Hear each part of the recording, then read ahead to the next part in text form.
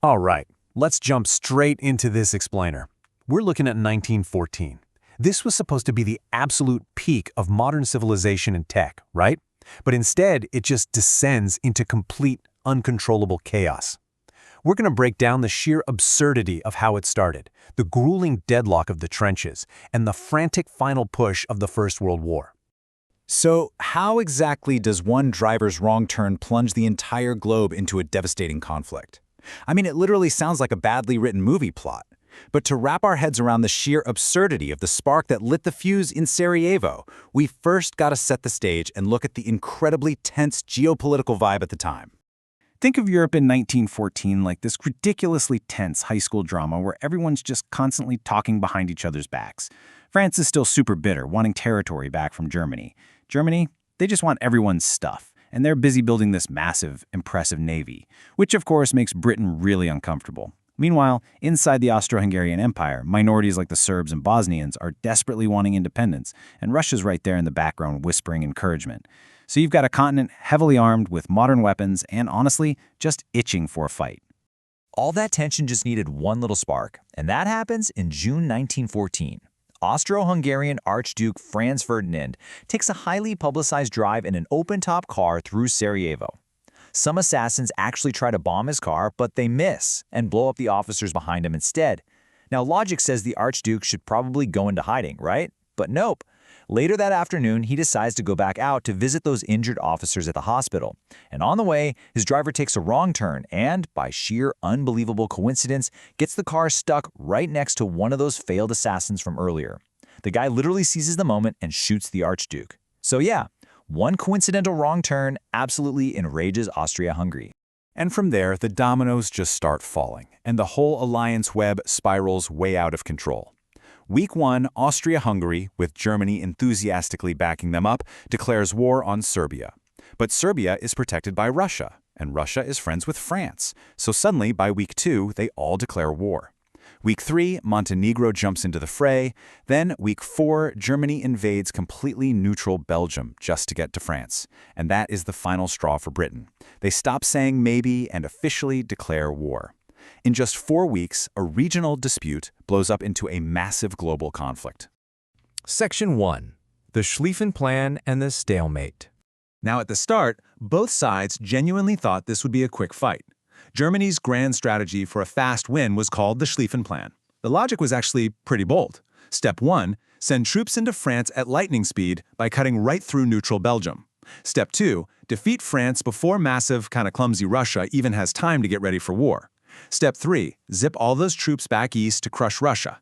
Step 4, victory, where everyone speaks German and eats Pfefferpotthast every day. Sounds like a solid, ambitious plan, right? Well, major problem.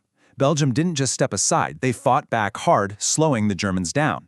Plus, Russia got ready way faster than anyone expected, and Britain actually showed up to fight.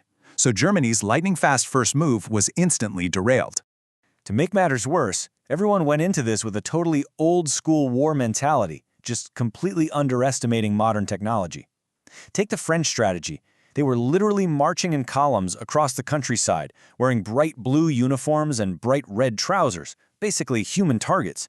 The German reality, on the other hand, was using modern, giant artillery guns that just easily tore those exposed French columns to shreds. It was a tragic, devastating mismatch, and it forced everyone to rapidly update how they fought.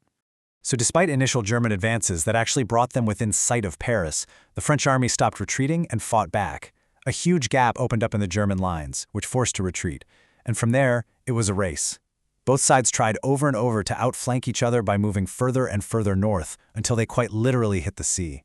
The end result was this unbroken, highly defended line of defensive trenches stretching all the way from the coast down to Switzerland. And just like that, any hope of a quick, decisive victory vanished. This Western Front birthed a completely new kind of hell, trench warfare. The realities here are honestly hard to even comprehend. We're talking artillery barrages lasting for days on end, leading massive amounts of men with severe shell shock. Soldiers were routinely ordered to rush across no man's land, just this horrible, muddy wasteland filled with barbed wire, straight into devastating machine gun fire. There was endless mud that could literally swallow a person whole, corpses, giant rats, pools of poisonous water. The disease and the smell were unbearable. And the most insane part of it all, thousands of lives were being sacrificed daily just to gain maybe a few meters of land. Section 2. The war goes global. With the Western Front totally stuck in the mud, both sides realized they had to find some other way to tip the scales. So they desperately start pulling in overseas dominions and brand new allies. Australia jumps in and takes German New Guinea. Japan happily swoops in on German colonies in East Asia. Italy, who was actually originally allied with Germany, switches sides because the Allies promised them some of Austria-Hungary's territory. And on the flip side, the Central Powers bring in the struggling Ottoman Empire, though they officially joined the chaos only after some rogue politicians accidentally fired shells at Russia and basically had to say, whoops, looks like we're at war now. Now, the Ottomans joining was a massive headache for Britain, mostly because of Middle Eastern oil. But honestly, the Ottoman campaigns were chaotic and highly unsuccessful. They tried attacking Russia up in the freezing Caucasus Mountains, but a huge number of their soldiers tragically froze to death. They tried crossing miles of desert to take the Suez Canal from the British, and that totally failed. The Allies pushed back, trying to take the Dardanelles at Gallipoli, but that just ended in another brutal, failed trench warfare stalemate. So looking for a scapegoat for these massive initial losses, Ottoman politicians turned inward and blamed the ethnic Armenians living in their territory. The actions taken against that population led to the Armenian genocide. 1,500,000 people tragically lost their lives. Just a staggering, horrific loss of civilian life, all brought on by the desperation of a failing empire. Meanwhile, the Central Powers were trying some pretty bizarre tactics to hurt the British Empire elsewhere. Germany actually sent spies deep into Afghanistan. The plan was to convince local tribes to rise up in a massive revolt against British India. But it failed in literally the most ridiculous way possible. The German spies got super bored, decided to brew their own alcohol, and got extremely drunk, which, as you might guess, completely ruined their credibility and the entire mission. Section 3. Breaking the rules in total desperation. So none of those new frontiers or crazy spy missions actually broke the stalemate. With resources draining fast, both sides just throw the pre-war rulebook right out the window. Before this, there was a general agreement on modern warfare. Don't use chemical weapons, don't target civilians, basically don't be jerks. But desperation breeds brutality. Germany starts launching Zeppelin air raids right over British civilian cities. They introduce horrifying chlorine gas attacks down in the trenches.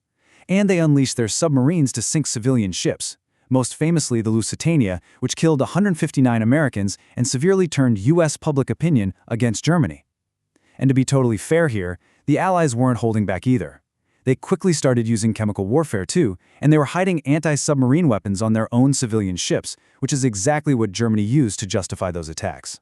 Jumping into 1916, we see this build into just unimaginable carnage.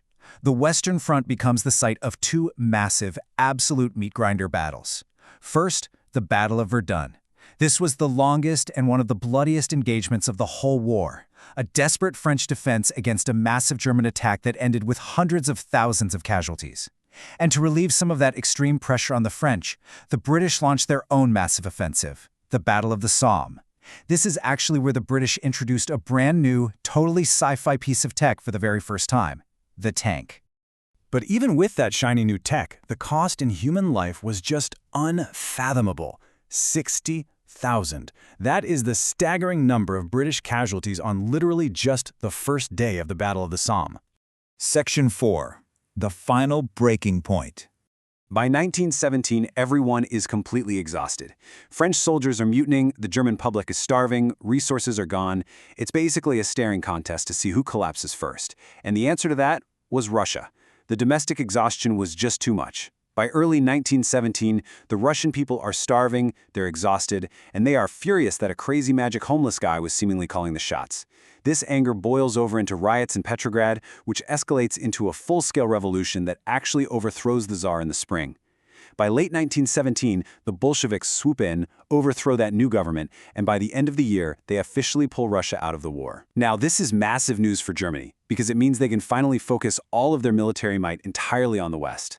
But Germany had a massive new headache across the Atlantic. See, the USA had been getting incredibly rich selling supplies to the Allies, so they were in fantastic shape. Germany is terrified of a fresh US army entering the chat, so they send a secret telegram asking Mexico to attack America just to keep them distracted. But Britain intercepts this message, the infamous Zimmerman telegram, and immediately shows it to the Americans. That breaks the final straw. Outraged, America declares war and fresh troops start shipping out to Europe. I mean, just imagine the sheer panic in the German high command when they realized their plan completely backfired and dragged a wealthy, fresh America into the fight. Germany knows it's absolutely now or never. They have to force a surrender before American troops arrive in overwhelming numbers. So they launch one massive, frantic final attack, concentrating all their forces on the Somme. They hit the lines again and again and again, actually pushing the Allies back. But they're burning through irreplaceable resources.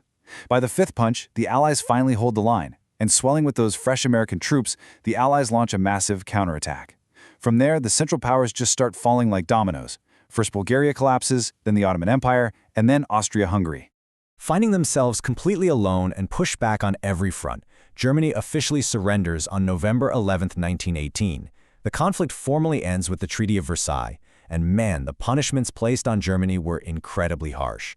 They're forced to massively reduce their military, they have to accept full official guilt for the war, and they are forced to foot the massive financial bill for the unimaginable damages of the entire conflict. I want to leave you with this final thought. After indescribable suffering and millions dead, the world learned its lesson and never had such an awful war again, for about 20 years. It's a really dark irony, isn't it? The sheer devastation of World War I was supposed to be the war to end all wars. But as we know now, the unresolved tensions and harsh realities left in its wake just set the stage for the next terrible chapter in history. Thanks for joining me on this explainer. I really hope it helped map out the crazy complexity of this global conflict. I'll see you next time.